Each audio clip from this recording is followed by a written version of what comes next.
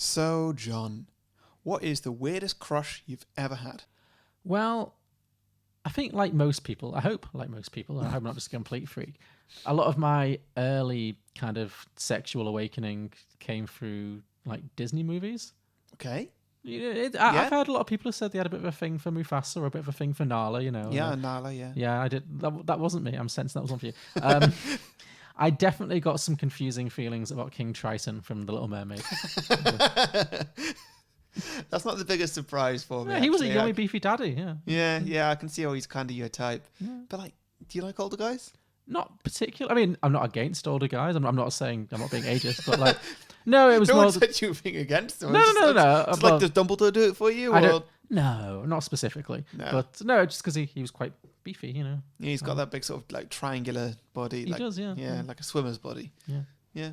That's fair enough. I can see where you're coming from. Yeah. But no, I'm more of an Ursula man myself. You like a bit of Ursula, yeah? I'm saying nothing. Some films are fine just the way they are. Other films sometimes take it way too far. But really, how bad could it get? Let's go beyond the box set.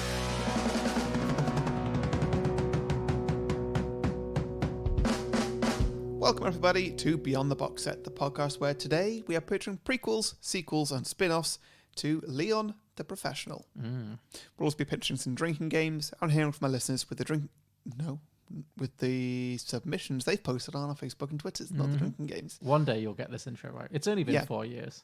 That's true. But first we're going to talk about some of our favourite moments and give a bit of a plot summary. I am Harry, the host with the most plants in my house.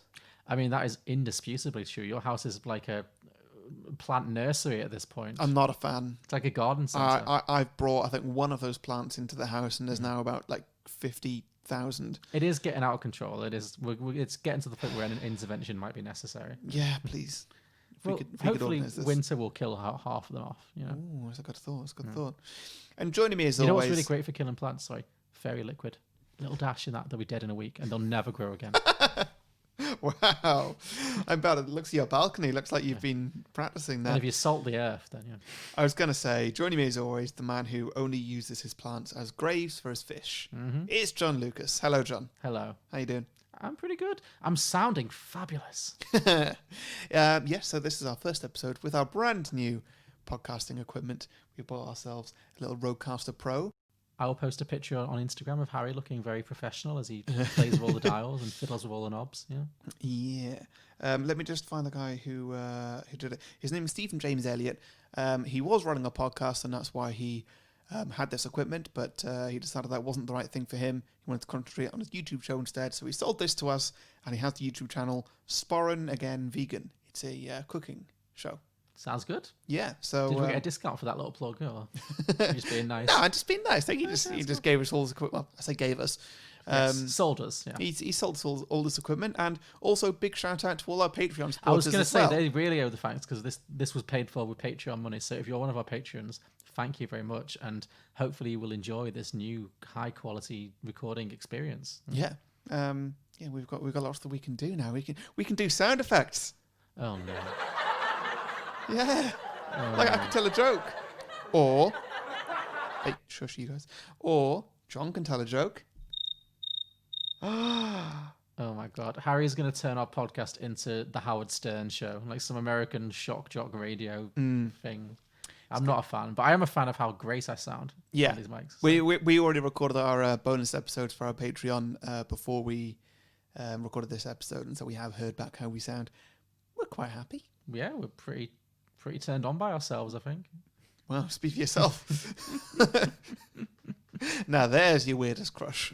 Myself. What's weird about that? Okay then, so Leon the Professional then. Yes, this film. What do you think of this? So this was kind of a formative movie for me as a child, actually. Oh yeah? Yeah, I mean, I've mentioned this before, but a huge amount of my kind of cinematic experience, like the films that shaped me as a film fan, came from my youth and early teens watching films after midnight on Channel 4.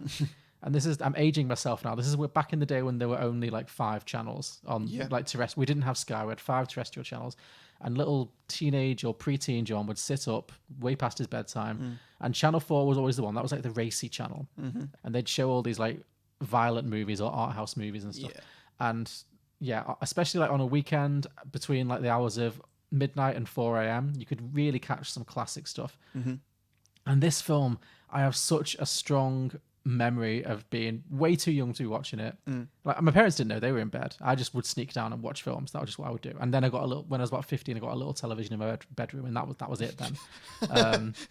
It was films like this, and it was late night poker, which is just fascinating in its own way. But these films, I remember watching this, and I remember we'll talk about the plot summary, but the scenes in which Natalie Portman's family get massacred are like burned into me, because I think this might be the first film that I watched that I was way too young to have watched. It's definitely one of the first that like genuinely like scared and upset me. Like that whole sequence when she comes back and she realizes that her family have been, she's standing at the door. It's the door, and Natalie Portman's acting, and it's just that she walks past. It's so powerful. It really is. And so this film really is, I've never thought of it as like, when I think of my top 10 films, Leon's one of them. And I still wouldn't, because it's yikes. But but it certainly made an impression on me. And watching it back was a real kind of nostalgia fest in that way. So and then watching it back as an adult, because it has been probably about 15 years since I've watched it in full. It's one of those films I've seen bits and bobs of, but watching it back in full for the first time in 15, 20 years, it's a good film. It's very interesting. It's very problematic. It certainly has its moments there. Things that, especially knowing like Luc Besson's life after this film. But I think the film on the whole is really fascinating. And I think the acting is superb, and I think it's a work of art. I actually think it's a genuinely great film. I think definitely agree. Fantastic. Work of art is the best description I've heard of it. Yeah. So just remind me, what else has Luc Besson done? He did The Fifth Element, which was our fifth film, and he did Lucy, which we did recently with How to Survive Your 20s. So he does these like mad big swing films, and a lot of the time they're really interesting. I think he's a really interesting director. He's also been accused of rape by a lot of women in the past few years, which is why I was kind of like, what some of the more awkward moments of this film don't read as well when you know that the director has been accused of raping people. Because the whole, we'll get into the whole Natalie Portman, Jean Reno relationship in this film, or and what it comes across as. But I was definitely, I'd forgotten how far it goes with that and how uncomfortable it is in places. But I do also think, on the whole, it survives. Yes, that, because it's not. I feel like the Jean Reno character Leon never. At any point is interested. He never accepts it. He never leans into it. And there's never even a hint he's even remotely attracted to her. No. It's all coming from her. Yeah. And his acting as well, like he's a great actor. To bounce off what she's giving him, it's fantastic, because she's giving him these super weird vibes of, being a very underage girl fancying him who is very not underage. Yes. I was going to say very overage. That sounds very overage. Yeah. He was like 42 when he made this movie. Yeah. And like his reactions to it, they're fantastic. Because he reacts to it in just the perfect, like, oh, this is very awkward. Like, what have I got myself into? I'm super uncomfortable here. This is completely wrong. How do I get out of this? But at the same time, he's like, I can't leave this girl. And also, he does love her, but not in a sexual way. It's more in a paternal way. Yeah. And he's trying to navigate all of that. Yeah.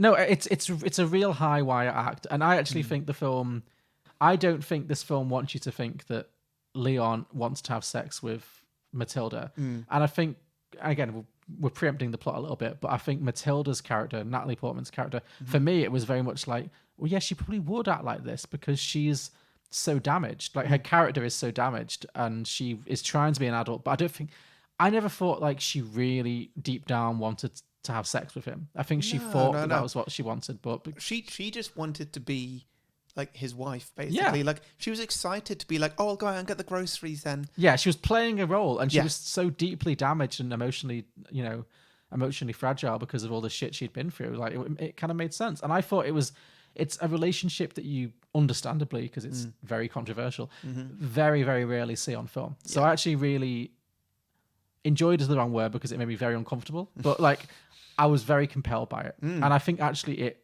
it pretty much holds up. Yeah. I don't think it's a film that that I look at and think, oh god, let's just cancel this. Let's just this put this in hasn't a aged well No. or anything. No, it's No. still. It would never get made today, I don't think, or it'd be very hard. But I think it manages to walk that tightrope pretty well. Yeah. So on the whole, I think this is a genuinely all-time classic, great film. So, yeah, no, I thought so too. When I suddenly thought about it for picking it for this, I suddenly thought like, well, why have I not thought about this for the 3 years that we've been doing it? Like, Leon's it's a really good film. How did you first watch it? I've only seen it, I think, once before now, and I've been in my late teens. Sure. While So it wasn't one that you had to sit down with your parents when you were like 5? No, I think I watched it with my brother. Okay, that would make more sense. Yeah. Well, more sense for most people. For you, it's about the same. But yeah. Yeah, so I don't know. I wasn't of an age where I was too young to be watching it, but I was also not too old that I was super over analysing it. I was at a decent age that I could just be I could let it wash over me. Yeah, sort of thing. Like, I'm glad I watched this when I was so young in a way, because and a lot of the other films I watched at that age too that I was probably too young to watch, because it really informed how I think about films. Because I to watch this when I was like 12 and be like, oh, this is so weird and really scary and upsetting, but challenging and thought-provoking. Like, yeah, I'm glad I had the freedom to watch it. Yeah, I think this film it's got a lot for everybody, because you can watch it with somebody who's just really into films and stories and whatever and this weird art house stuff, and it's got that, but then it's also got loads of action that's really good. Oh yeah, as well, and really interesting. It's so tense. Like, this film. Yeah, it's got a lot of tension. It's not cheap action. It's not like it's not like something with The Rock in it. It's much more sort of highbrow than that. It is an art house thriller, and that is a rare thing. Because also, you've got to think,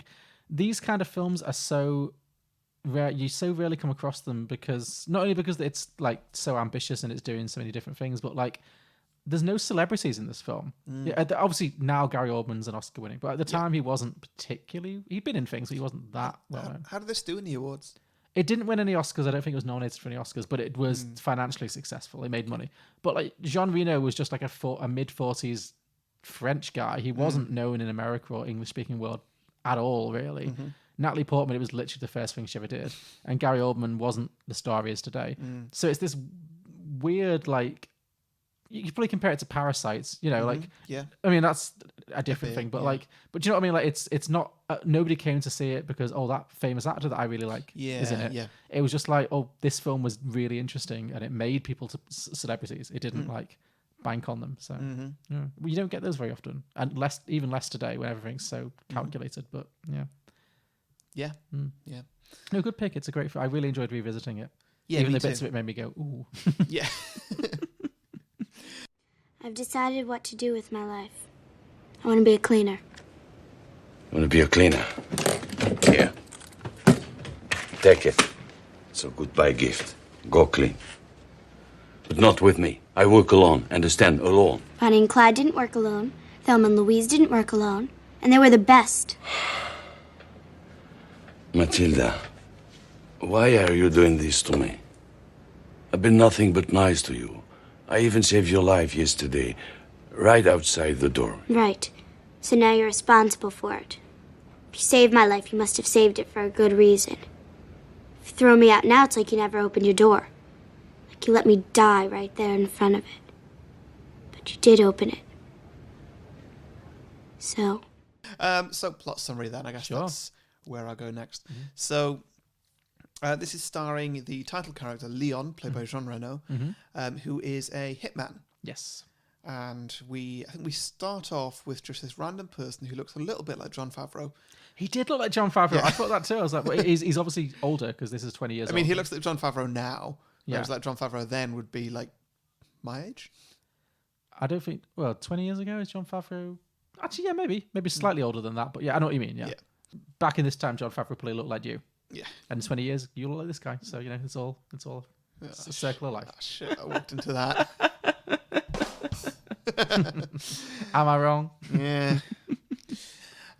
Anyway, yeah, this guy is he's you know the kind of guy he is. He's not quite a Wall Street guy, more of a gangster guy. He's a guy. Yeah. He comes in. He's got his crew, most of whom are bodyguards. Everybody's carrying guns, and he's in this hotel room, and they've got a prostitute there, and he's like, right, I'll need half an hour with her. Sees her face. You know what? Make it an hour. Yeah. It's like, oh god. He's a classic sleazebag. I don't like this guy at all. And then they get his main bodyguard gets a call from downstairs, and it's the doorman or something. I don't know. Says there's somebody to see you here. Somebody serious. And so the guy passes the message on while Leon obviously shoots that guy in the face. There's a lot of death in this, by the way. Yeah, I mean, a huge amount of collateral damage, casualty-wise, And I think it's probably my favourite line of the whole film. That's why I've gone into this so much. Is then that bodyguard goes to the main guy and says, like, there's somebody serious coming up. And then this main guy, this sleazebag, just walks into the rest of the room with all his security and stuff. There's somebody coming. Somebody serious. Yeah, the dialogue in this film was great. There's some great one-liners. Yeah. Somebody's coming up. Somebody's serious. Yeah, I just really enjoyed this intro. And it's basically just Leon taking out all these guys one by one. And it's not he never, like, doesn't show his face or anything. He's not being particularly sort of hidden in the shadows or anything. He's just like a superhero. I was about to say the opposite. I was about to say he's not Batman. You know, where Batman he literally hangs upside down at one point in this film, Harry. Yes, there's all that, but like he will also just like hang upside down and go down and just like show his face, and like he never tries to hide his identity or hide. No, certainly not. Or even hide that he's just one man. No, he's very good at his job, though. He's always in the right place at the right time. Yeah. So this opening scene is basically him conducting a hit. Yes. That has been requested of him by his boss, who is Danny Aiello. And this guy, future Harry, is... sorry, I'll stop doing that. But he is the mark, basically. But yeah, this scene is so tense. It's really, really tense, especially when Leon basically massacres all of his bodyguards and his fellow crew members, whatever. And then it's just left with this one guy, and he's running around the flat. And then Leon is like, it's like he's a serial killer in a horror movie. He's like in the closet, and he manages to get his knife up to his neck, and he's holding him like that. Yeah. And you think, you're so proud for him to kill him. And I think the fact that he doesn't kill him makes it more tense. Oh, definitely, yeah. Because at that point, like, you're kind of just, you're primed to watch like this guy's throat just get cut open, and you don't want to, because nobody wants to see that. No, yeah. But it doesn't, and so you're constantly scared that's going to happen, and then he just starts talking. It's like, oh, it's a conversation. Okay, let's see how this goes. And you know, obviously the mark is feeling the exact same thing, just like, all my guys are dead. This guy's got a knife to my throat. I'm surely about to die in a few seconds, horrifically. And that's definitely it. Like, he just scares him. He's clearly been told, okay, you need to scare this guy. Take out his guys, scare him. And then, so he calls this guy, and this guy says, hey, you've come here to my turf, to New York or whatever. New York's my turf. Get off my turf. And the guy's like, oh, okay. But yeah, because it's so good, because... And that's it. And it's not really a little underwhelming. It's just like, it's kind of anticlimactic. It is, but in a really effective way. Because he's got the knife, and then he says he's sorry, he apologizes, he says that he'll never do it again, this guy. And then he's like, okay, let him go. And then so Leon kind of very slowly pulls the knife away and disappears. And then the guy, like, the camera holds on this guy, like, breathing his sigh of relief, being like, oh my God, I'm so relieved. And you're just like, oh, he's going to jump out and shoot him. You know? Oh, yeah, I was so sure of that. And when it really holds on that for a while. And then when it finally cuts away, it's like, whew. It's more stressful because it didn't happen. Like, it's great. Yeah. I was kind of expecting the camera to pull out and then just to, like, show that guy, like, wet his pants or something. Yeah. I really was. Well, that'd be, fine. But that'd be expected. Yeah. But I also really liked the bit with that scene, though, just went with the gangster's prostitute, where she's like, I'm out. Yeah. So I'll see you next week if you're still alive. You're probably not going to be. I'm just going to I've seen this so many times. This is the second time this week I've had this situation. Come on. Yeah. Tricks of the trade. Yeah. So we have that whole scene establishing that Leon is an excellent hitman, basically. Yeah. He's very thorough, very slick, very professional. Yeah. He's the professional. So yeah. Yes, that is the title of the movie. And then he comes home and just on the stairway he bumps into Natalie Portman, little young 12-year-old Natalie Portman. Film she ever made, Natalie Portman. Yeah. Her face hasn't changed a lot, has it? No, she absolutely has not. Like, I mean, we could talk about this later, but I think this is maybe still to this day my favorite Natalie Portman performance. She is exceptional in this. I do like Black Swan though. Black Swan is good. Well, for me, like adult Natalie... I think this has it though. Yeah. It's not like this got the edge. This is just better actually. Well, for me, adult Natalie Portman, I think I do like her, but she's always doing a bit, you know, she's very like mannered. Like she always has like an accent or some kind of character. You know, like Black Swan's very over the top. And I'm thinking of other stuff she's done. Jackie, yeah, like, you know, the accents. I like her, but she's always Star Wars and the Thor films. Yeah, well, Thor's different because she didn't want to be in them, and you can tell. Like, I'm interested to see her come back because I don't understand why she agreed to that, apart from money. Taika Waititi directing. Well, hopefully he can. I think she clearly just saw like the change in the franchise and like, okay, I can get on board with that. Well, I'm here for that. And the money. Yeah, of course. But yeah, I feel like adult Natalie Portman is very like she's always at 11, whereas this feels like somewhat natural, even though it's a very like stylistic film. Like I just think she's so powerful in this. Like she's really, because she's not like now she's like a trained actress. She's a thespian. Whereas in this, she's just this little girl who's kind of heartbreaking, and she's really, really good in this. Like she's super incredible impressive in this. Yeah. I think she's potentially the best child actor I've ever seen. Well, this film lives and dies on her performance. Like if she wasn't good, this film would be unwatchable. Yeah. She needs to be as good as she is for this film to work. Otherwise, it's just cringe. You know. So yeah.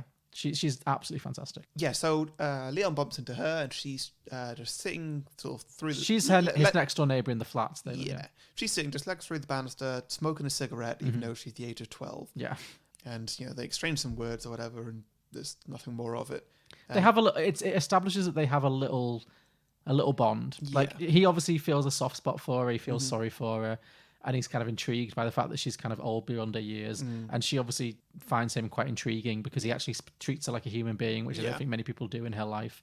And yeah, it very, without having to really like hammer it home, I think it very effectively explains why he would warm to her and why she would be interested in him. So Yeah. And I don't feel like he'd met her before or exchanged any words with her before. I felt it was the start of their relationship. Probably, yeah. But I do feel like she already knew a bit about him. She'd seen him come and go from the flat, yeah. And yeah, because like later on she knows like, oh, you want 2 quarts of milk? Yes. She's probably got a little crush on him, you know, in a little 12-year-old way. Yeah. And so that's it really. Next scene, Leon is peeping through his spy hole, and Gary Oldman shows up. He does. He's not in this film enough. That's the one thing that really surprised me on the rewatch, that he's not in it half as much as I expected. Yeah. He's barely in it at all. Because there's a solid, maybe an hour in the middle. With no Gary Oldman at all. Yeah. It's... But I think that is the mark of a truly great performance, when you think they're in the whole movie. Like, yeah, that's a very good way of putting it. The most famous example of that is Silence of the Lambs. Everyone thinks that Anthony Hopkins is in the whole movie. He's in like 12 minutes of that film. Yeah. But he's so memorable, you think he's the star. Like, and yeah, Gary Oldman in this is very similar. Yeah. So Gary Oldman shows up, and he's got a few goons with him. Well, first of all, Gary Oldman's just listening to music. Yeah, in his headphones. While one of his goons behind him is interrogating Natalie Portman's foster dad, stepdad. No, it's her real dad. It's her biological dad, but his wife is not her mum. Right. Yeah. Cool. I assume her mum is dead because she never comes up again. So yeah, and that guy it's a drug deal gone bad. Basically, that guy's like, I think he's stolen a pound of drugs or something. Well, and then cut what was supposed to be the remaining drugs in with something else. Well, Gary Oldman is, as we find out later, a corrupt cop. Yeah. He's part of the drug enforcement agency of the police force. And this guy, he's paying him to hold like drugs, like cocaine, I think it is.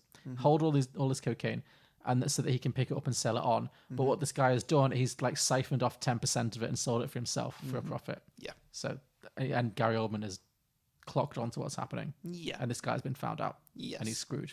And so he says to this guy, just like, well, I know that you're not lying to me.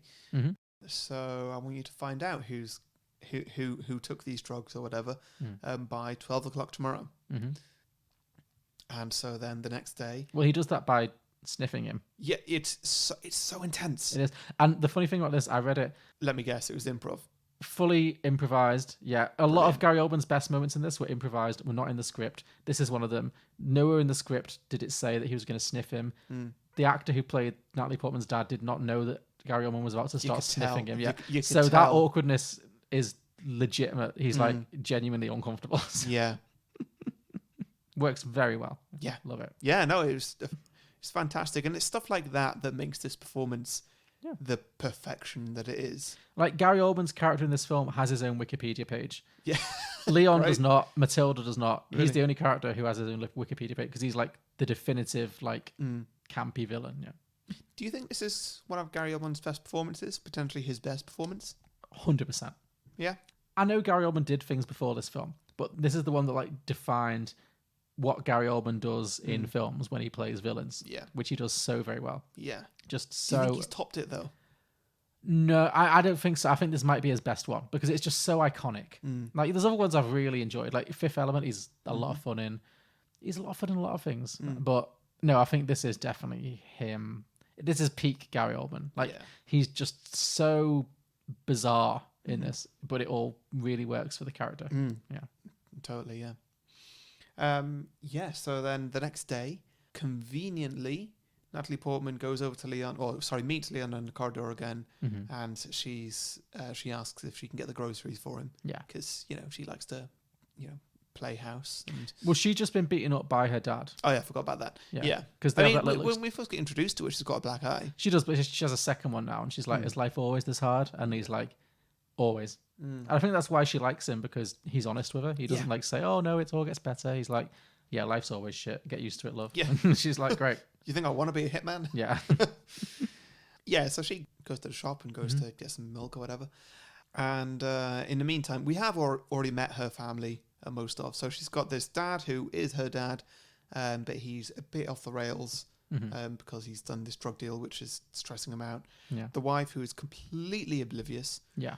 And let's see, there's the daughter who just likes doing workout videos on the telly. Yeah, she's got an older half sister who obviously just bullies her all the time. Yeah. And she's got a little brother who she really loves. Yes. This little brother is like 4 or something. Yeah. And that gets a bit rough. Yeah, this film goes dark. It really goes dark. So yeah, it goes to about 12. Natalie Portman's already at the shops. Gary Oldman and his goons, they show up, and they barge their way into the apartment. Gary Oldman leading, and they shoot the wife in the bath. They shoot the daughter wherever she is, running down the corridor. They shoot her in the back. Actually, Yeah. It's very harsh. Yeah. Yeah. And they've not got the 4-year-old boy. They don't know he exists. He's hiding just yet. under a mattress at this point. Yeah. But Gary Oldman finds the dad, and the dad's just like backed into a corner in fear. And Gary Oldman just monologues at him for a while. Yeah. As he will do. Yeah. Yeah. And eventually the guy brings out a shotgun that was behind him and shoots at Gary Oldman, just like skimming his shoulder or something. I don't fully understand how that gunshot worked. No. Because it felt like a gunshot that was directly at Gary Oldman from a shotgun. That, He's a shitty shot, this guy. Yeah. you know what a shotgun does? Like it splays out. Oh, Like yeah. it isn't. It's not like a single bullet that goes somewhere. It's not like a handgun or something. It'll just do like a net sort of thing of fragments of bullet. So if He screwed up, yeah. unless I'm completely wrong with this, but I've not shot many shotguns, so I'll take your word for it. Yeah. and at the same time, the 4-year-old who is hiding under a bed makes a run for it and doesn't succeed. No. We don't fully see it on camera. Thankfully, yeah, that would have been Yeah. a touch too far. I don't ever need to see a child who's under the age of 8 being shot dead. No. That's fine. I can just you can imply it. That's fine. Yeah. But it is important for the plot. It is very important for the plot, but I'm glad that they didn't get gratuitous with And it. I think that they do it very well. Yes. Yeah, because there's a scene later when she goes back to the flat and sees his chalk outline of where his body fell, and it's so sad. Yes. It's so upsetting. So. And it's more powerful because you didn't see it happen. Because if it happened, you'd be like, well, this film's gross. Because it didn't show it, it makes it even more sad. I think that turns a lot of people off at that. Exactly. So I think they made the right choice to not show that. Yeah, definitely. Though, to be honest, I think what I watched and what I imagine you watched is the director's cut, so who knows? Yeah. No, the director's cut's longer. We saw more, not less. Yeah. Well, but even though it's an extended cut, they can still They cut could still bits out. cut things up. But I found it very difficult to find any copy of the, I guess, the theatrical cut. yeah, I think the director's couldn't- cut's the one that goes around, Yeah. these days. Yeah. I do know what we got that was cut though. Basically, what we got was loads and loads of extra scenes of Natalie Portman being overly sexual with Leon. Oh, right, That's okay. the stuff that got cut from the theatrical version. So, yeah. Great. So enjoy those. Yeah. Yeah, so basically the whole family is dead. Yeah. Oh, and by the way, this guy, the guy who stole the drugs from Gary Oldman, does also die. Yes. Gary Oldman shoots him slowly in the back. And then Natalie Portman comes back and just like, she clocks what's happened, takes one glance at like her dad just dead in the doorway, just goes straight to Leon's and just knocks on the door and just saying like, please let me in, please let me in. This scene, it's so heart-wrenching. That is the peak of her acting in this film. How she was not nominated for an Oscar for this, like, I don't know. Like, it is gutting. Yeah. She's amazing in this Yeah. scene. Yeah. Because it's all, you see the camera through Leon's, like, spyglass. Is that what you call them? Yeah. The little thing you get indoors. I've got one. I guess, yeah. Yeah. Everybody knows what you mean. Yes. You just see, and it's all on her face and how she's like, she can't raise her voice, she can't cry, she's literally just found out her entire family is dead, and she just needs to like play it cool because she knows if she doesn't get through this door, she's going to be killed. Like, it's life or death. And she's 12 years old. It's amazing. It's honestly some of the best acting I've ever seen. It's so powerful. So he lets her in and they Thank God. yeah He damn well better. and they basically become a team. This is one of my favorite bits of what Leon did. So they start talking. She sits down at the table, he sits down with her, they start talking about it, and she calls them all pigs or something like that, and he's like, oh, don't say that, that's offensive to pigs. Which is great in itself. No, this was so lovely. And I think she says something like, oh, pigs are horrible, they smell and they're fat and ugly and whatever else. And he's like, oh no, that's not the. I've got a pig in my kitchen. That's not what they're like. And she's like, well, you've not got a pig in your kitchen. And he goes in. He's got an oven glove that's a pig. And I loved it. And like, he just does a whole little puppet show for it. I loved it because this girl, her entire world has just ended. Her family has been massacred literally minutes ago, and Leon is still able to make her smile. Just a little, crack, just a little bit of a smile. That's what I mean. The connection between them is like genuinely beautiful. That's really how great nice. a guy he is. Yeah. It's fantastic. Yeah. But then I really loved like the darkness of the scene that followed that. So he takes her in and he comforts her, does the whole pig routine, which is fantastic, and he puts her to bed. But then you see there's a scene that I think is so like it's upsetting, but it's great when in the middle of that night, in the middle of the night, you see him. He gets up and he points his gun at her face, and he genuinely is considering shooting her just because, and you can understand why he would want to do that at that moment. It's like, well, she's got nothing going for her. I can't look after her. The kindest thing would be to like put her down. Just one bullet to the head, she won't feel a thing. And he really considers it, and she's asleep, she doesn't notice it, but he just can't bring himself to do it, and it's such a good scene. Yeah, that was pretty good. Well done for remembering that. So what happens after that? So after he decides not to kill her, he just like looks after her. And this is the thing, it's a 2-hour movie, but the plot summary, you could skim over a lot of it, because then it's just, for the next hour, it's basically, he takes care of her, and she asks him to train her, because she says that she wants to do what he does, which is to be a cleaner, which is, a hitman essentially, She wants to be a hitman. She's got nothing else going for her. Like how in The Irishman they say, oh, I paint walls. I paint walls, there's always a euphemism, But she asks him to take her in and to train her in what he does. And also because she has nowhere else to be, but also because she wants to get revenge on the guy who killed her family, i.e. Gary Oldman. Not so much for the dad or the stepmother or the stepsister, but her brother is the main one. Like, she's heartbroken about what happened to her brother. Because he just liked to cuddle her. Yeah, he was innocent. Like the rest, she was like, my dad used to beat me. My stepmother was oblivious. My stepsister was a bully. But my little brother, he didn't harm anyone. He didn't deserve what happened to him. So she really wants to get revenge for that. And Leon initially is very resistant, but as the film goes on, he kind of warms to her. And he's always warmed to her, but he kind of agrees to like take care of her. And they develop this very kind of weird father-daughter-ish. Well, from his perspective, father-daughter-ish, but from her perspective, she's got this crush on him that she, doesn't fully understand. So there's scenes of him training her how to be a killer. Like, he trains her how to use a sniper rifle, to go on the roof, the fire paintballs at that jogger. There's all of that stuff. So he brings her into his world. And that scene was good as well, because it kind of implies that, like, she's like, they don't tell you it's blanks. No, the they don't. Yeah. And so he's just like, oh, just pick a guy, any guy. And she's like, oh, what about the orange jogger there? And like, that guy is kind of brought in as a dickhead. Yeah. Basically, like, he comes out his fancy car. He's a little bit rude. He's got a lot of bodyguards around him. Like, okay. I mean, it's funny now because he looks like a young Donald Trump. Like, I mean, the film didn't know what we know, but like, yeah. And so, like, you think that they're just going to kill a random person that they don't even know. I mean, I know that Leon has killed a lot of people already in this film. But he has like some of them, assassin's code of honor where he doesn't kill women, children, or innocent people, I don't think. So, yeah.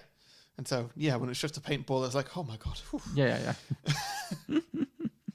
And also because at no point in this film does she actually kill anyone, which I think is... yeah, you don't want to see that. You don't want to see her innocence be, destroyed forever. Yeah. So, he trains her how to be a killer. At the same time, though, she is misinterpreting the nature of their relationship. And the first scene I think that gets really weird is when she's like, let's play a game. And they play a game of impersonations. And all of hers are very sexual. They're very, she does Madonna in like a virgin, and then she does Marilyn. It's like, oh. Like a virgin as well. I know. God. I mean, I'll say this. For a 12-year-old girl, she has a lot of references. Yeah. She knows her Marilyn Monroe. She knows her Madonna early years. She knows her. What else does she do? She does Charlie Chaplin. Like she definitely knows her cinema and TV and pop culture. But it's very uncomfortable. But and a lot of the film like rides his on this. acting though. He reacted to it perfectly because she was always. What was the one? Was it with Marilyn Monroe? Maybe I'm not sure, but it was one that clearly like. He fancied Marilyn Monroe or something. Yeah. And then she's doing this Marilyn Monroe and he's just constantly just like looking to the side. Just like, oh yeah, that's great. That's great. Yep, you look very lovely. Yeah, that's it. He plays it incredibly well. Because if he doesn't, then this film it falls apart so fast. Yeah. Yeah. And like it's teetering on the line of creepy, but it's on the right side of the line. Yeah, I agree, because it never comes from him. It's all coming from her. Yeah. And like his reactions to it are always, I don't like this. Yeah, exactly. But he's torn between this sense that he really cares about her in a paternal way, and he doesn't want her to get hurt, but also she's pushing him to a place that he has no intention of going. Yeah. So, and like she is literally suicidal. Yeah. I mean, there's the Russian roulette scene, which is Jesus. Yeah. Also, I'm pretty sure she plays Russian roulette wrong. Yeah, you still have at least one empty chamber. Otherwise, it's just a suicide pact. Yeah. Yeah. But there's a lot of that in this part of the movie, basically. And he takes her along on a load of different like kills, So, Yeah. And so then eventually after this whole hour-long bit where Gary Oldman's not in it, not that he's the main of the film, like he's in the top 3 of the film. He's definitely fair build after the two of them, but it's very much a two-handed plot. Yeah. But eventually when she feels that she's learnt enough skills, at one point when she has a bit of time away from Leon, she tracks down Gary Oldman, sees that he works at the DEA. Yes. And she follows him to work one day, and she goes in. She's got this big bag of what looks like groceries.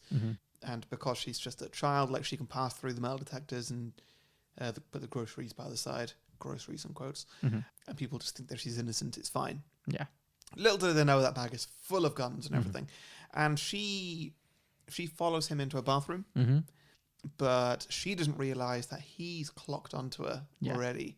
And so he goes into the bathroom. He hides behind the entrance right away. And she's like looking in all the stalls, but she is terrified. And she's not prepared at all. No, because she's a little kid. Yeah, like all the guns are still in the bag. None of them in her hand. Like she's not ready to just like burst down a door and shoot somebody in the face. That's one of the things I really like about this film is that even though she's very like old beyond her years in many ways, and she's like, she wants to be a killer, she's always very much a little girl who's like not as prepared as she thinks she is. And she doesn't really know what she's doing. Yeah. And this scene was fantastic for it. And yes. This is potentially Gary Oldman's best scene, I think. Yeah. I may have already said that this episode. Sure, but you can repeat it. Yeah. Gary Oldman's just great in this He's film. a great on the whole, all the time, solidly, he's fantastic. It's one of the best screen villains ever committed to screen. Yeah, it really is. I just wish there was more of him. Yeah. I mean, if this was a more recent film, then like I'd be up for a prequel like Netflix show or something. Sure, yeah. Well, let's save that for our sequels. Yeah, sure.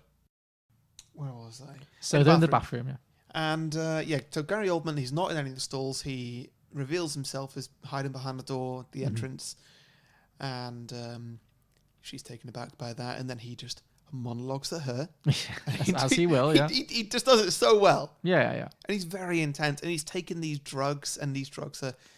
I'm not sure what he's taking, but like he'll crunch it between his teeth and it makes his whole body shudder. And like he's always sweaty. Yeah. And he's just got it down. He knows how to be a villain.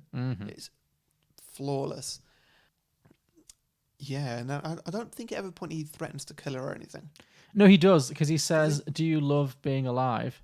Oh yeah, that's it. That whole speech. Yeah, and she's like, "Yes, I do like being alive." And he's like, "Good, because I never want to kill someone who doesn't want to be alive." Like, so he really, yeah.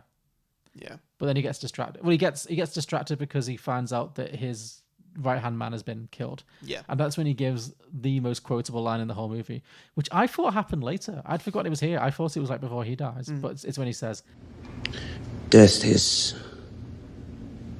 whimsical today." I mean, for me, that is the line. Like, yeah.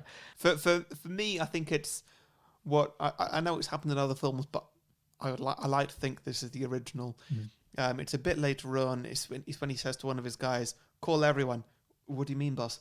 "Everyone!" Yeah, that's another that's another Gary Oldman ad lib as well. Is it? Yeah. Well, the line was in the script, but it was a nothing line. Yeah. And apparently he did like 8 or 9 takes where it was like, "Call everyone," and just like said it like that. And then one time he was like, "I told you, Betty.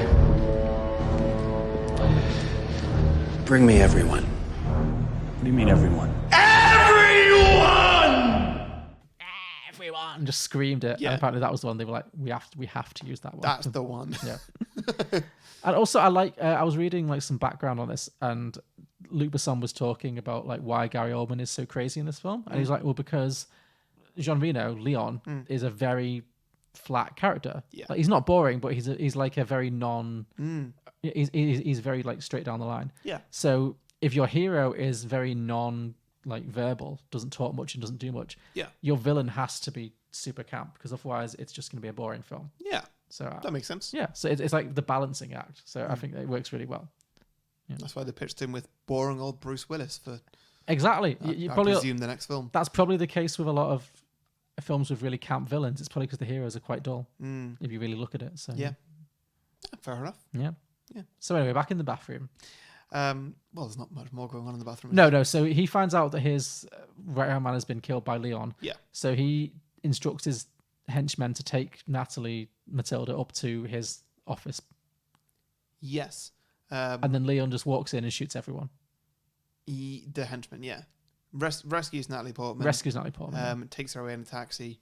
End of scene. Yeah. Next scene, I believe, is Gary Oldman walking into, who we've not talked about already, but did appear earlier in the film, is Old Tony. Yeah, Danny Aiello, the actor. Yes. Danny Aiello, yeah.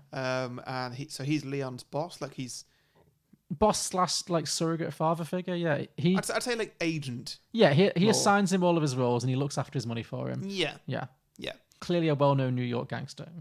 Yeah. And so then at this point, Gary Oldman walks in. This guy's having a birthday party for a small child, presumably a grandchild. Yeah. And Gary Oldman walks in being very intense and just sits down on a chair that's covered in balloons. And I love it. Yeah, you say Gary Oldman walks in being very intense. Is there any other way to be Gary Oldman? He's never like just cash.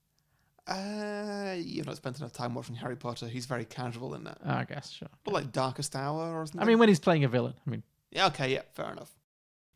Yeah, Gary Oldman walks in and he's like, well, what the hell? Like, your guy, Leon, he clearly, and this little girl as well, like, they just come and killed some of my guys. So what's that about? Mm-hmm. And Old Tony's like, oh, I don't know. Mm-hmm. Like, sort out yourself. Next time we see Old Tony, he's covered in bruises. But he's alive, which suggests he must be pretty powerful for Gary Oldman not to just kill him. I guess. Yeah. But maybe he's kind of like, he's very helpful. Maybe, yeah. I don't know. You know, like he's somebody that's useful to Gary Oldman. Oh, he certainly is that, yeah.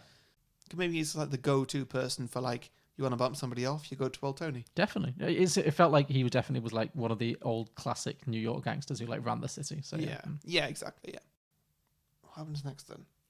So yeah, well, are we getting to the climactic scene when Gary Oldman and his crew Storm the apartment. storm the apartment? Yeah. Is that it? How do they find the apartment? I guess old Tony told them. Yeah, that'll be it. Yeah, that makes sense. Okay, yeah. So, yeah, it's just a normal day in the apartment. Natalie Portman goes out to a grocery shop to go and get some milk and whatever. Mm-hmm. And she's kidnapped.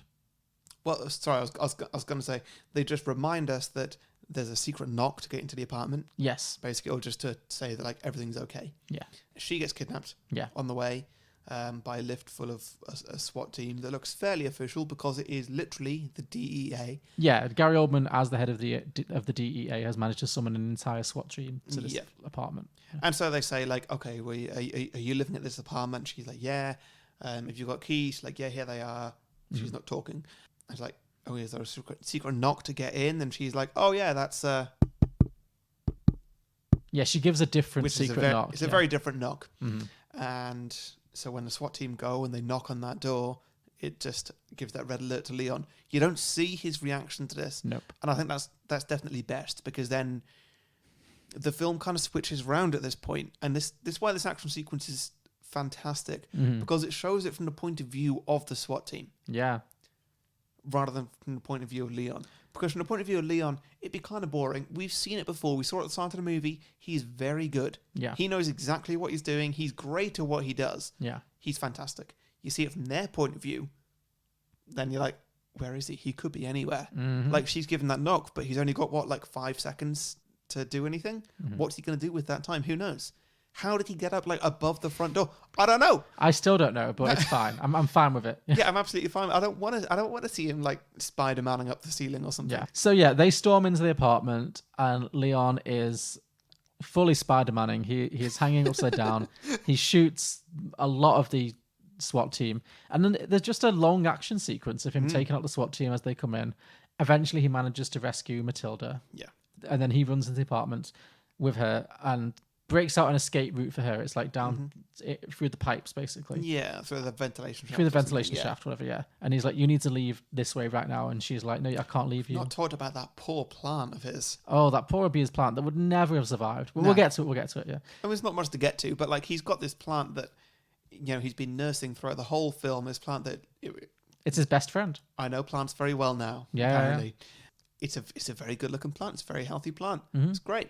And, he's talked a lot about how he never lets it build roots anywhere. Yeah. Which is a big metaphor for how he has no roots himself, yeah. Sorry, he always moves about. Yeah, he doesn't have any roots. But he likes to take care of it. He likes to take care of himself, sort of thing.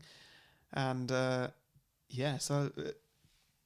there's a lot about this plant. And there's one point where he literally grabs the plant away from bullets that are firing through a window.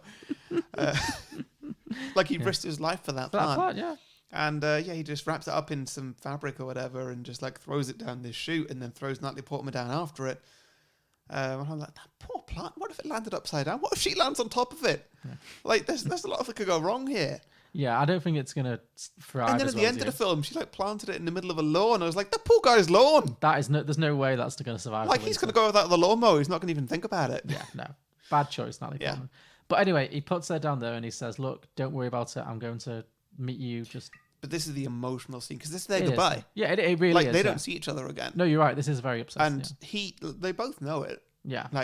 It's very likely that you're going to die in this. Mm-hmm. So she's very much against letting go. Mm-hmm.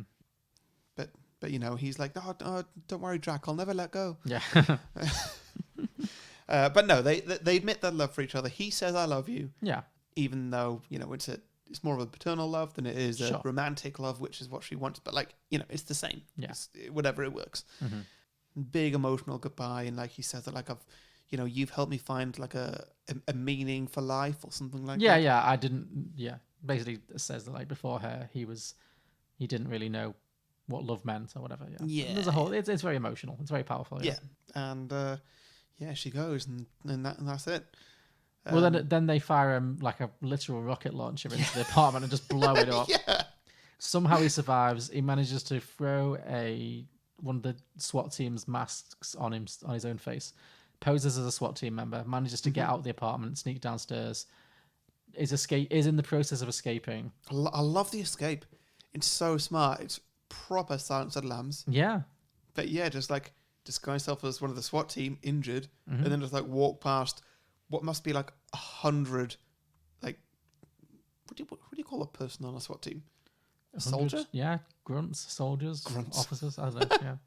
But yeah, like 100 people all armed to the teeth, and he just walks past them all because like he would never have got through all those people. Yeah. But in the process, yeah, extremely smart. I love it. True. In the process, Gary Oldman does notice him though and clocks him.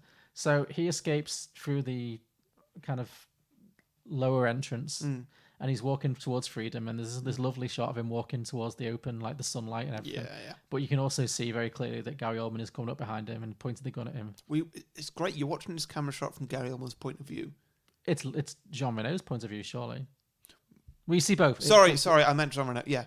From Jean Reno's point of view. Yeah. And and she's walking up to this to the entrance to the street, or the exit from the building, and you know that Gary Oldman's got a gun pointed at his head, and it's I don't know, his chest or something. Yeah. Well, I guess the back of his neck, based on where he shoots, but yeah. Something that means he's gonna die very quickly, but like enough that he can still pull the pin of a grenade and give his last fuck you line. Yeah. So Leon gets shot. Gary Oldman stands over him and gloats. He's like, I guess I won, you know. He doesn't say that, but close enough, yeah. But Jean Reno, with his last strength, he hands Gary Oldman something, and he's like, this is from Matilda. Yeah. With his dying breath, then he dies. Gary Oldman opens up his hands, and it's a grenade pin, and he pulls open Leon's jacket, and he's strapped, like his entire torso is strapped with explosives. Yeah. And then Gary Oldman's like, shit. And then it's a great final line. Final line, yeah. So simple. Yeah. Cue huge explosion. Yeah. Gary Oldman is dead. Leon is dead. Yeah. Matilda has an incredibly intense walk through the crowd where she's trying to like not look like she's part of this whole thing. And then she escapes, and then she goes to the school that she was kicked out of earlier in the film that her dad had paid for. Yeah. Tells a whole story about what she's been through, and is given a second chance. Also, she gets Leon's money because Leon has already told Danny. There's a scene where Leon, before he dies, goes to Danny Aiello, the New York mob boss, and is like, "Look, if anything happens to me, the money that you hold over me, give to this little girl." And then she goes and finds him and asks for the money, and he promises to fund her for the rest of her life. Yeah. Which is, it's good. Yeah. Yes, and that's it. That's Leon. Great film, good choice. Yeah, I'm glad I chose it. Yeah, really, really good film. What have you got? Okay, so my first one, quite predictable, but is drink every time Gary Oldman does a new voice. Sure, very good. That's the most interesting thing about his character, is that he just seems to just leap all over the place into all these different accents, just willy nilly. Like it's a complete. It's not accents though. It's more like just crazy cartoon voices. It's like high energy emotions. Yeah. Like he's not just angry, he's angry. Yeah. And like he's not just calm, he's calm. Yeah, everything's like 211. Yeah. Yeah. He's definitely like improving stuff. Oh so, yeah. That's a good one, Drink for milk. Oh, I was gonna say that's on my list as well, yeah. Clearly she needs to learn, Natalie Portman's character, just to stop drinking milk. I don't know if this movie is like stealth vegan like propaganda, because every time she goes to buy milk, something terrible happens. Oh right, okay. Her father died. Her entire family get wiped out. She gets kidnapped. No, I think it's just don't go to the shops, get home delivery. Sure, that would work too. Yeah. Saying that though, if she had have done that, she would be dead at the start of the movie. True. So maybe milk's saving her. Yeah, going to buy milk saved her. And the second time, also true. Yeah, she would be dead otherwise, yeah. Yeah, it's because they'd have just turned up at a door and just like... shot them all. They wouldn't have knocked, they'd have just barged in. You make a good point. Maybe actually milk is the stealth hero of this movie, yeah. Yeah, exactly, yeah. So it's actually a pro-dairy film. Yeah. It's very pro-dairy, yeah. Go vegetarians. Yeah. Yours. Okay. Drink every time you see the plant. Yeah, that's good. Yeah, plenty of. Leon is obsessed with his plant. I think I had that one too. Okay. There's a lot of obvious ones in this film. Oh, yeah, definitely, yeah. Drink whenever Gary Oldman chews scenery. Oh, yeah. So every time Gary Oldman is around scenery, he's just like munch. Yeah. He's the best. Yeah, he is, isn't he? One day there needs to be a film where him and Kenneth Branagh play twins. Evil twins. Yeah. Can you imagine the accent? Okay, so my last one is drink every time it gets weird. Sexually weird. Yeah. And you go like, ooh. Yeah. There are some lines that Natalie Portman has that are definitely challenging. The one that I wrote down is, because there's a lot of times when she makes like passes at him and like, you know, the one that I wrote down was, it's talking about how much he loves his plant and he waters his plant every day. Yeah. And she says, I'm the one you should be watering if you want me to grow. Oh, God, no. Oh, dear. Such porny dialogue. Yeah, there's a lot of that in this film. There's lots of her like getting into bed with him and stuff. But that being said, I really liked, well, not really liked, but It pushes the line. it really does. But I appreciated the scene when she does like get him into bed, quote unquote, because the way it is, it's like, and that's when it really sells that, oh, she's just a little girl. She doesn't even know what sex is. She wouldn't know what to do if he actually did, you know. Yeah. Where she just like cuddles him and he's obviously like mega uncomfortable. Yeah. Like it's really well played. I think it does walk that line. Yeah. Brilliant. All right. So should we carry on? Yeah, I'm done with my drinking games unless you got any more. Nah. So before we get to sequels, I just want to let your listeners know that if you do feel like supporting me and John in our purchases of fantastically new equipment, such as these microphones right here that I can talk real close in and go. Oh, it's got a bit ASMR, isn't it? Yeah, very bassy and but if you want to support us in these weird microphone techniques we're using, you can go to patreon.com/beyondtheboxset. Where you can support us for as much or as little as you like, because we do a tiered system. Sorry, we don't do a tiered system. We do a pay-as-you-feel system. That's the way we do it. If you want to pay $2, then fine, you get everything. You want to pay $10, exactly the same. You want to pay $15,000, that's the same. But, you know... We might throw something extra in for you if you go that far. Yeah, we'll think of something if you're going to be that generous. Yeah. But... no matter what you do, you get many bonus features, such as the extended version of this very episode you're listening to among all our other episodes. We also get a bonus show where we review films in a cinema. Cinemas are back, baby! We have Tenet, we have Unhinged, and we have New Mutants. It's taken, 3 years to get it out, but we got it now. We're there, and there's much more to come. We have reviews of all those, either on the channel right now or coming up very soon. They're all recorded, just need uploading. And, yeah... So all that available at patreon.com/beyondtheboxset. A few more bonus features as well. You get a 30-second advert slot on the main show. You get an exclusive Facebook group and Patreon episode once a month as well. Yep, you nailed it. You can choose film for us. Yep, that's pretty much it. Yeah. So yeah, thanks everybody. So what does a receptionist do when the fire alarm goes off? I don't know. Call the fire brigade? I seriously hope that was a joke. That's what the fire alarm is for. Well, she's the one who asked what to do.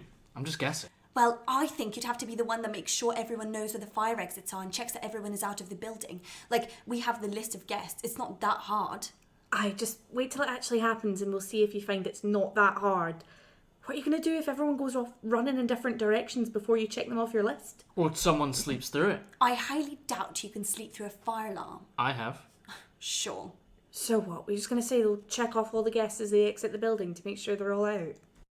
Welcome to The Quids In is a new fictional podcast coming to all podcasting platforms weekly from September 10th, 2020. Learn more about the show by visiting our website at islandlifeproductions.com and clicking on Support Us.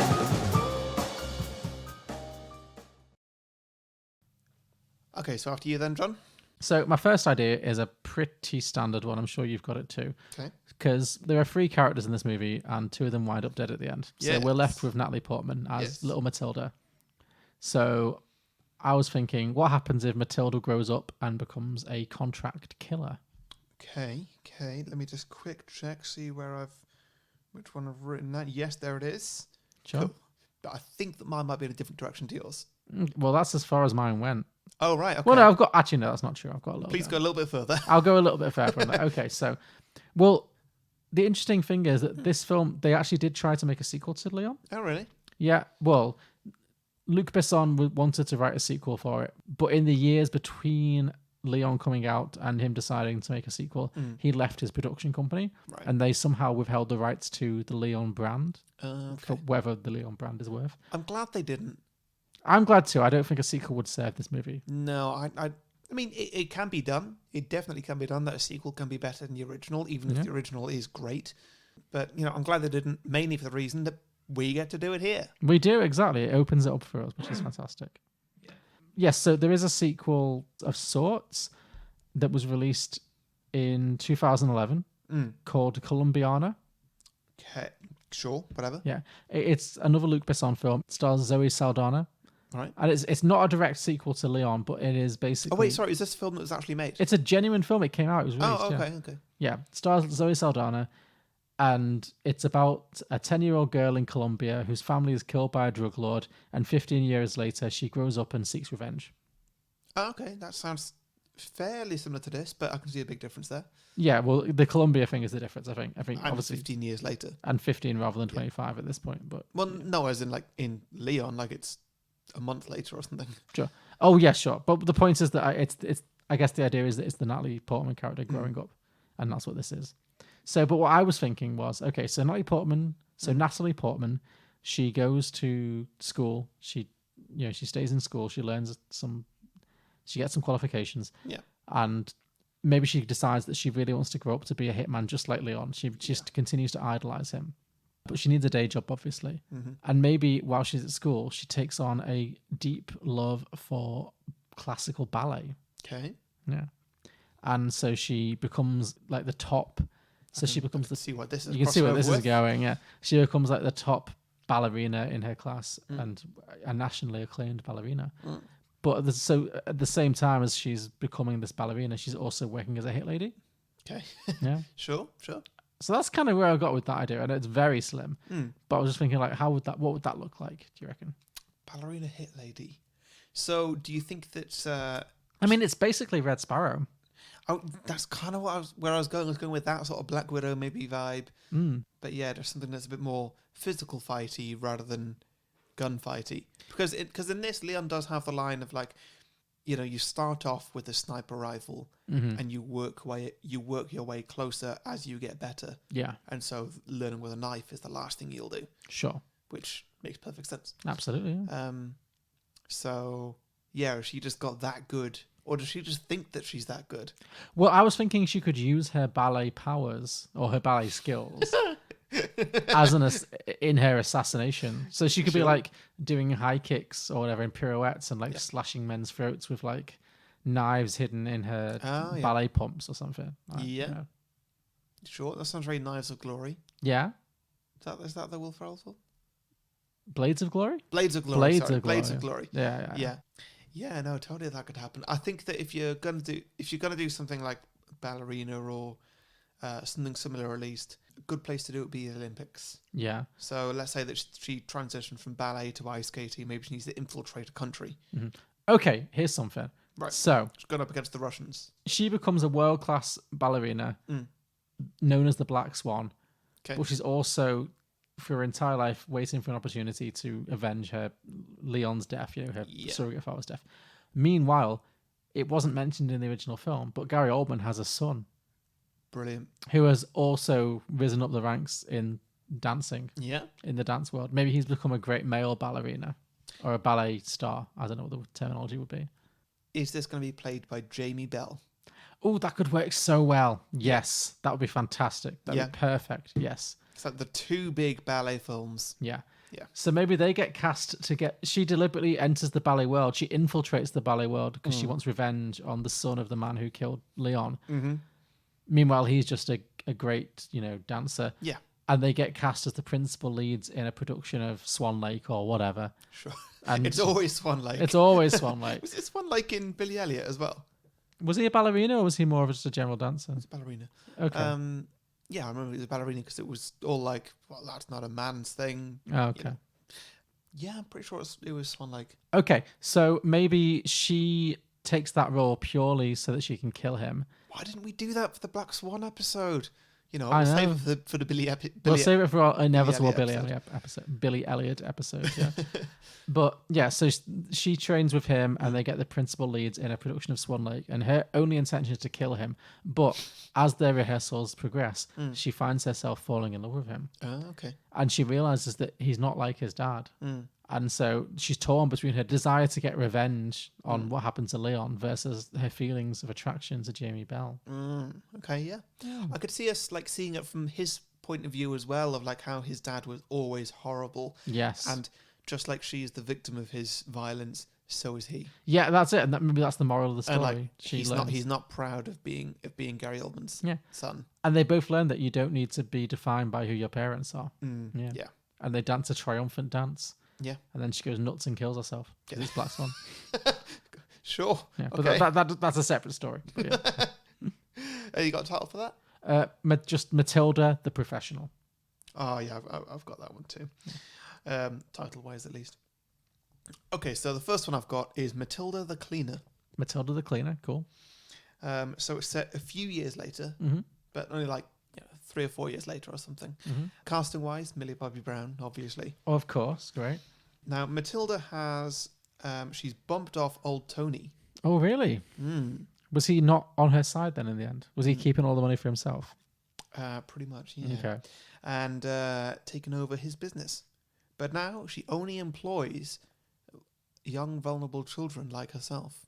Oh, is it like an Oliver Twist scenario? Exactly like an Oliver Twist scenario. And if you need a cast, by the way, we can go with anybody from the Stranger Things or It, just not Finn Wolfhard because he's in way too many things. Yes, I agree.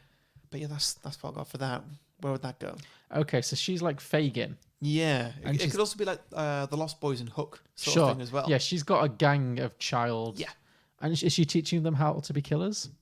Yeah, I'd say so. Because that could be interesting if like... I don't really want to hold back on this. Like, yeah, they're actually going out murdering people, basically. But also, she doesn't kill anybody. No. That's like rule number 1. I will be put in a situation where I need to kill somebody. No, she's just pulling the strings. No, I think that's really good because it could be like she could have the greatest like hitman agency in the country because all of the hits are carried out by children under the age of 12. So it means that none of them can ever be convicted. Yeah. So it's like it's the perfect crime. Yeah. So she's training all these and child also killers. Who's going to believe somebody who says, "Oh, it was that kid"? Yeah. Exactly. Anyone who was assassinated by a 12-year-old is like their family going to be too embarrassed to admit that that's what took them out. So yeah, she's created this like young militia of killer children. Do you want to have a little go at a plot? Because I feel like what we've just said there, that could be like that's the premise. Yeah, it's the setting the scene, sort of, isn't it? Like this is what she's done. This is what's happening now. Like there's a gang of children or something. There's probably a new child is the main character. I would say. Well, maybe a child enters the gang. Like she's done this for several years and she's hardened herself to it. But maybe another little girl joins the gang and she starts to feel like maternal feelings towards this girl to the point where she wants to be protective of her. Right. Yeah. And it complicates the whole relationship. It complicates the whole deal, basically. Okay. Puts her in a difficult position. I like that. Do you want to go with a? Well, Millie Bobby Brown would be perfect. Well, as the Natalie Portman character. No, but Natalie Portman's still Natalie Portman. This is like 20 years later, right? Oh, no, sorry. This is like 3 or 4 years later. Oh, so she's still a little kid. She's still like... Oh, I was thinking it's like as she's grown up. No. Now she's like 14, 15. Okay, then yes, Millie Bobby Brown. Sure, yeah. And so, yeah, I certainly like that. I would also like an idea I've had is to basically have a villain child as well. Ooh, an evil child. Okay. Yeah, so somebody comes in and they don't really like what's going on. They don't like the system. Like, well, Millie Bobby Brown / Natalie Portman / Matilda, whatever your name is.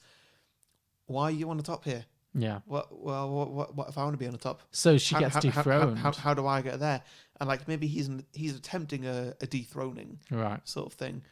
But like basically he's a bad guy, and she keeps saying things like, you know, you don't shoot them in the face because then you don't get any of that. He always shoots them in the face. Sure, yeah. And he's always got a reason why he had to shoot him in the face, but you know it's always a bullshit reason. He's more ruthless than she was. Yeah. Yeah, and you know, like, you know, don't kill any women or children or anything like that. He will kill a woman or a child. Yeah. Like if the time comes, it'll happen. He's bloodthirsty. Yeah. Okay. So, yeah, I don't really know where to go with that, but like, there's a villain child again who's trying to overthrow her, sort of thing. Sure. Maybe it's the child of Gary Oldman. Yeah. But she doesn't know that until like there's a big reveal in the last act. Yeah, that'd be good. Yeah. So we never knew, but he had a child the whole time. And he joins into her gang, but he's actually infiltrating it because he wants to find out who killed his dad. Nice. Oh, I like it. Because then that's kind of a reversal of Leon, like the first film. because, you know, she's just kind of basically infiltrating that industry just to kind of get revenge on the person who killed her parents and her dad. And this person's just doing the same. So, like, they're pitched as the villain for the majority of the film, but then the end, when it's revealed, like, oh, you're Gary Oldman's son. Oh, I'm so sorry. Yeah. Like Jacob Tremblay. Sure, whatever. That's all I can say for him right now. I know. When it comes to us casting him. Yeah, it could totally be like, oh, I'm so sorry that Gary Oldman's your father. Like, yes, I was heavily involved in his murder. Yeah. I'm sorry about that. This is what you did to me. And they come to terms. Yeah, they just come to terms. Like, just a little conversation. That's all that happens. They just have a civil conversation. They work it out. And he's like, okay, I'm sorry. I see your side of this. I see how he did exactly to you. What has happened to me. So the next generation manages to heal. Yeah. Okay, I like it. And so it turns out there's no villain. Oh, excellent. The villain was just bad parenting. Yeah, basically. Cool. So that was Matilda the Cleaner. Very good. Okay. I have one more.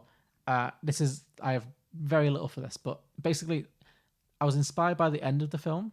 Okay. Where Leon dies. Natalie Portman goes to a school, but she takes the plant with her, which is Leon's beloved plant. Yes. And she buries the plant in the lawn and says, "Don't worry, Leon, we'll be okay from here." Like, it panicked me that she buried it in the middle of the lawn. The plant, it's clearly a tropical plant as well. It's not going to survive. It's not going to thrive.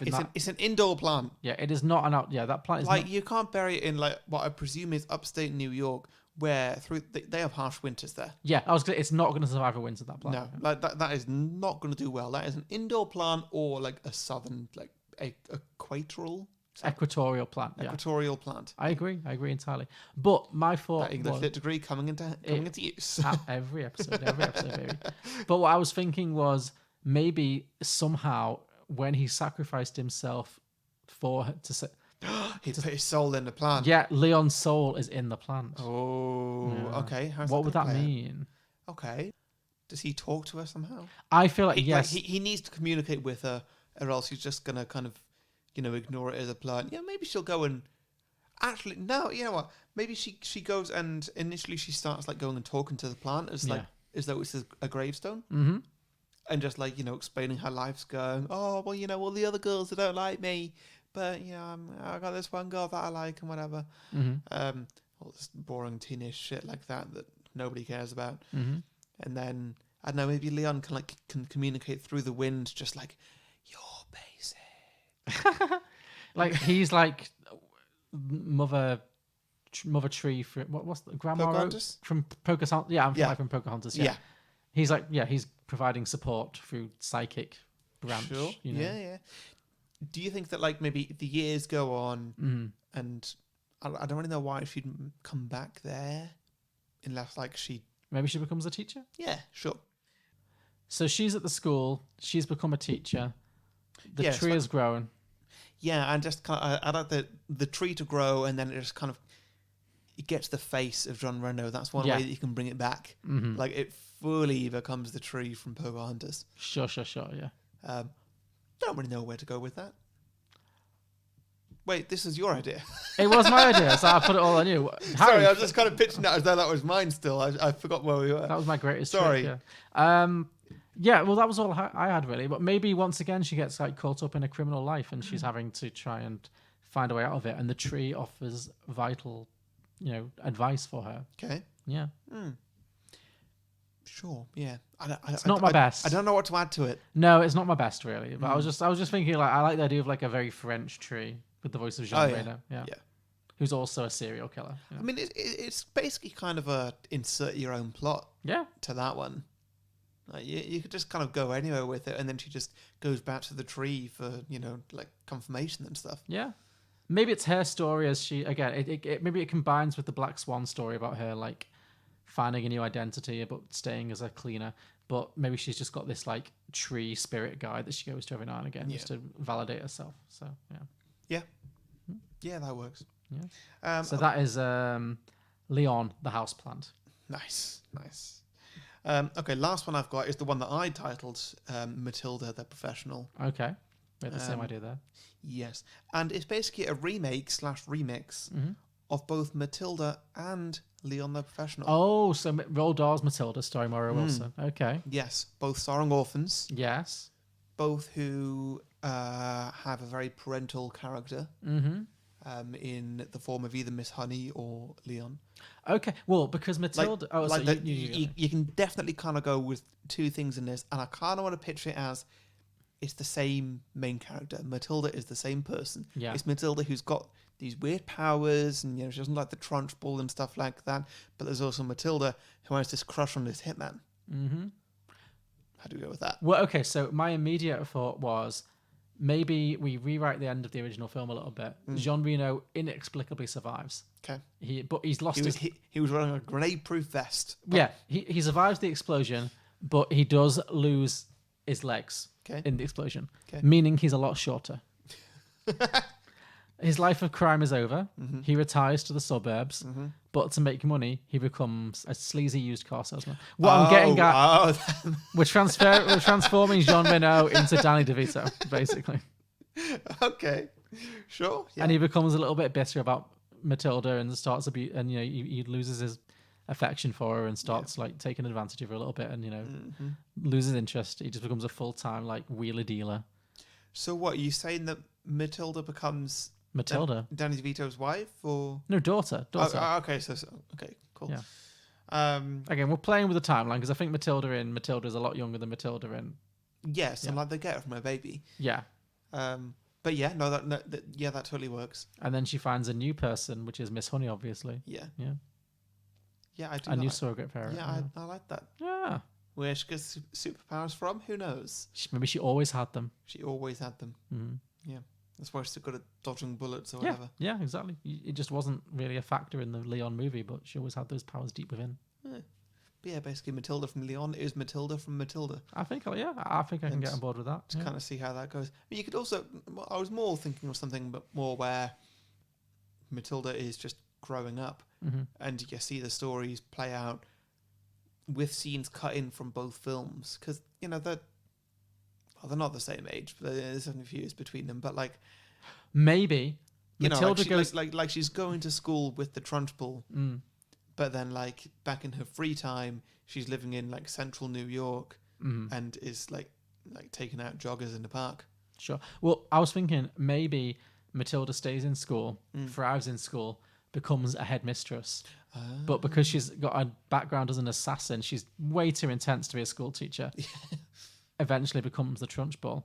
And then Matilda, she hides her original first name. She just only wants to be known as Miss Trunchbull. And then this precocious little girl with magical powers, who's also called Matilda, reminds her of her younger self. Immediately, she obviously hates her. Oh, nice. And yeah. Nice. I like it. Yeah, the abused becomes the abuser. Yeah. Call it Matilda the Trunchbull. Matilda the Trunchbull, yeah. Excellent. Very good. Okay. Cool. Right, that's that. Should we get to listener submissions? Yes, please do. First off, Ben Stevens said, I have no sequel ideas beyond Matilda going through lots and lots of therapy. Fair. Yeah, it could be a series of that TV show In Treatment, maybe, or something. Yeah. Alex Jordan said, Matilda, the Hobbyist. I think that's a film. Jackie Ronan Whitehouse said, Natalie Portman is just living her non-hitman life. That's it. Maybe she owns an improv theatre. Feels like something her character would have done regardless of the family murder thing. Brandon Cummings said, pull a Wes Craven's New Nightmare and have the actor Natalie Portman use the skills she learned researching hitman protege Matilda to become an assassin herself. She murders Luc Besson, Gary Oldman, and any other creep involved in the original movie. And finally, Rob London, Cleon the Unprofessional. Jean Reno plays Leon's twin brother, who's also a hitman, but is really bad at it. Ah, okay. Yeah. Cool. Always there for a secret twin. Always here for an evil twin or a secret twin. Yeah. Absolutely. Always a good shout. So, thank you everybody for those sequel ideas. We ask for your listener submissions every week, a few days before we record, by putting posts out on Facebook and Twitter, where you can post your ideas. So make sure you like and follow our pages if you don't want to miss out.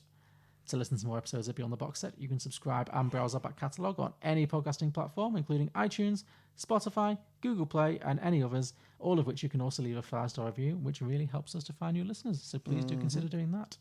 As mentioned before, we are also available on Patreon, which is exclusively for the people who would rate us more than 5 stars if they could. You can find all the relevant links in the description below or at beyondtheboxset.com. And next week, Harry, it's a me pick. Yep. And obviously, we were very happy to return to the cinemas this week with the saviour of modern cinema, Christopher Nolan, with his new movie Tenet. We're doing Christopher Nolan films. So I thought, let's do one of the few Christopher Nolan films we haven't done yet. Oh. So I thought we could do an early Christopher Nolan film that I've not seen, I don't know if you have, called Insomnia. Now, I've heard of it, but pretty much only in like videos talking about Christopher Nolan films. I've no idea what it's about. I imagine a lack of sleep. I would also imagine that. I've also not seen it, but I've heard it's good. So okay, yeah. No, I'm totally on board for this. Cool. So let's join us. So listeners, join us next week for Christopher Nolan's classic movie, possibly very confusing. We'll find out. Insomnia. Yeah, brilliant. Thanks for listening, everybody. See you next week. Bye.